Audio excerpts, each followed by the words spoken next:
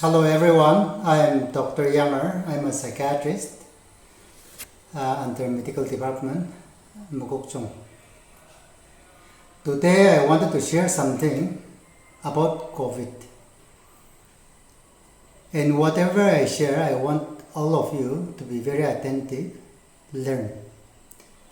After having learned whatever I have to say, I don't want that you should be keeping it within yourself. Whatever you have learned, please share with others. We are all aware of what COVID is by now and how it has affected our lives.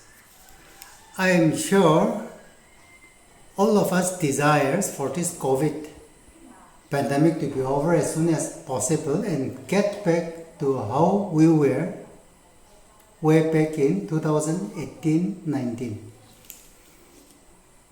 Problem is we fail to follow the protocols and guidelines, things which we can, but we fail to follow them. If we don't, then the pandemic will go on and on and on, and our life will be continuing even in the days to come, like the way how we are today. I will just highlight few things which we can and we should to end this pandemic. Number one, the SOPs and guidelines that keeps on coming. The pandemic, the COVID illness is an evolving illness, and accordingly the guidelines and the SOPs, they keep on evolving. We need to keep ourselves updated and follow the SOPs and guidelines. These are simple things which we can do actually. To put on masks, to use hand sanitizer or frequently wash hands, to maintain social distancing, not to be in groups, to get out of home only when it is absolutely required, etc. These are simple things which all of us can do. And if we don't do this, then we will get infected, we will spread it to others, and that way this pandemic will get more prolonged. So, number one, SOPs and guidelines, which we all should abide by. Now, number two, another very important step that needs to be followed by everyone is early testing. You should get tested as soon as possible if you develop any COVID-like symptoms. And if positive, accordingly will be the management which will be suggested by the doctors and nurses. You are having symptoms, you are afraid to get tested, you are staying at home, and you contact a nurse or a doctor. The doctor and nurses will be helpless. They will not be able to help you much unless you get tested. If negative, accordingly will be the treatment suggested. If positive, accordingly will be the treatment suggested. You must be aware by now that many deaths are happening in COVID hospital. And many of them are because of late testing. They develop the symptom, they then don't get tested. And in late stage only they come to the hospital, they get tested, they are positive, and by that time their oxygen saturation, the so-called SpO2, it has come so low, 60, 50. And when a patient comes so late to the COVID hospital, it becomes difficult to save him or her. So I request that you should not be one of those who get tested late. If symptoms are there, get tested as soon as possible. Another problem with not testing early is if you don't get tested early, and supposing you are positive, what will happen next? Since you don't know your status, since those people around you don't know your status, though you are positive, you would be spreading the virus to people whom you come in contact with. That will add up to prolonging the pandemic. So if we are to stop this pandemic as soon as possible, then the early testing is a must, which we all must follow. Third point is, there is a protocol. We call it contact tracing and testing protocol. When someone is tested positive, contact tracing team will collect the names and phone number of those persons whom the positive person had come in contact with. And a date is fixed by the contact tracing team, and those contact persons are called for testing. And this contact tracing and testing protocol is to further contain the spread of the pandemic. But there are a lot of problems happening in relation with this contact tracing and testing. The problems are the one who got tested as positive would not disclose the people he had come in contact with.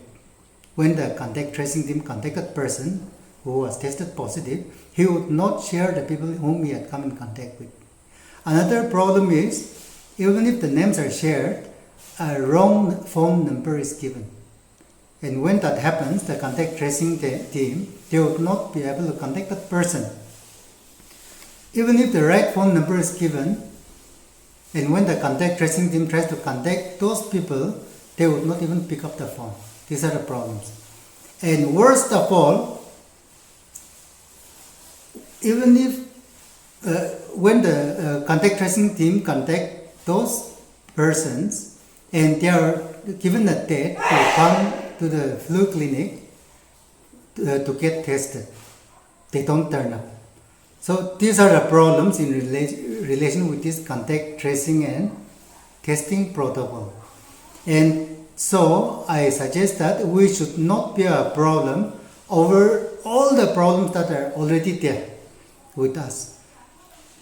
Follow the contact tracing and testing protocol. Accordingly, by doing so, we can end this pandemic, and the sooner that happens, the better it will be for all of us. Now I'll come to the vaccination part. What is happening with the vaccination? Yes, vaccination is happening in many places. The problem with vaccination is the rumors that are coming in the media. And people get carried away by the rumors.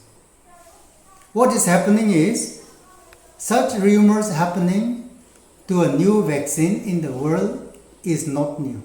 It has been happening before with other vaccines also. There are anti-vaxxers, people against vaccination, in this world. And whenever a new vaccine is launched in this world, these anti-vaxxers, they get activated. They have their own vested interest at different levels. Let us just refer back to 2018. I am sure every one of us must have heard about, not only heard about, but we all know, because it happened about 3-4 years back only, 2018. Measles rubella vaccine. What happened that time? So many rumors were spread in the media that time against the measles rubella vaccine. And most of those rumors are almost same. The kind of rumors that we are hearing today through the media, same kind of rumors were there when this measles rubella vaccine was launched. What did we do that time? We managed to vaccinate all beneficiary age group children, and all such children were vaccinated. Nothing has happened to any one of them. Rather, they are protected from measles and rubella. So my suggestion is we should not believe the rumors that are happening in the media. The vaccine is for your own good only. It protects you from developing severe symptoms. It will also prevent death. If we look at the admission happening in the COVID hospital, who are the people who get admitted in the COVID hospital? Those infected who develop more severe symptoms, they are the ones who get admitted in the COVID hospital. Now if we look at the number of admissions that have happened in the COVID hospital, most of them were unvaccinated. Not only that, most deaths happening in the COVID hospital are unvaccinated. So if you love yourself, get vaccinated as soon as possible and spread this information to others also, so that they also get vaccinated. Now, in relation to this COVID vaccine, another point I want to highlight. I will refer to measles vaccine. Children get vaccinated against measles. Doesn't mean that they will not get infected. Before the discovery of measles vaccine, many children died of measles. Now, after the discovery and launching of measles vaccine, all the children are getting vaccinated. Today, we don't hear of children dying from measles. COVID vaccine is like measles vaccine only. If you get vaccinated, doesn't mean that you will not get infected, but it will protect you from developing severe symptoms and death. So it is equivalent to the measles vaccine. So in conclusion, my suggestion is follow the SOPs, the guidelines, the testing protocols, and if these are followed, and these are things which can be done and followed, then this pandemic will stop. Get yourself vaccinated and help yourself. Yeah, thank you.